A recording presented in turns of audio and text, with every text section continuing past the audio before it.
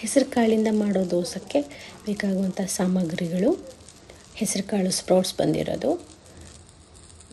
ಕೊತ್ತಂಬರಿ ಸೊಪ್ಪು, ಶುಂಠಿ, ಉಪ್ಪು.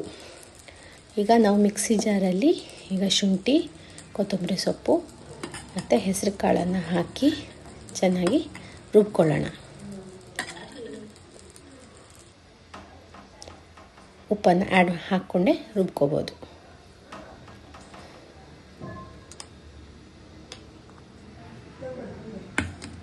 ರುಬ್ಕೊಂಡು ದೋಸೆ ಕನ್ಸಿಸ್ಟೆನ್ಸಿನಲ್ಲಿ ಮಾಡಿಕೊಂಡು ತವ ಚೆನ್ನಾಗಿ ಹೀಟ್ ಬಂದಮೇಲೆ ಅದಕ್ಕೆ ಆಯಿಲ್ ಹಚ್ಕೊಂಡು ದೋಸೆನ ಸ್ಪ್ರೆಡ್ ಮಾಡಬೇಕು.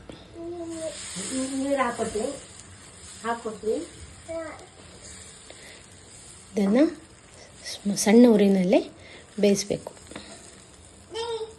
ತುಂಬ ಚೆನ್ನಾಗಿ ಕ್ರಿಸ್ಪಿಯಾಗಿ ಬರುತ್ತೆ.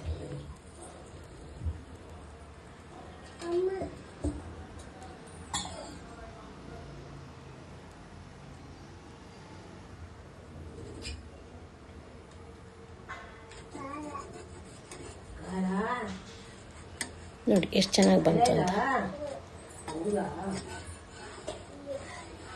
ನೀವು ಚಟ್ನಿ ಜೊತೆ, ತುಪ್ಪದ ಜೊತೆ ಎಲ್ಲ ಆರಾಮಾಗಿ ತಿನ್ಕೋಬೋದು. Thank you. ಈ ಥರ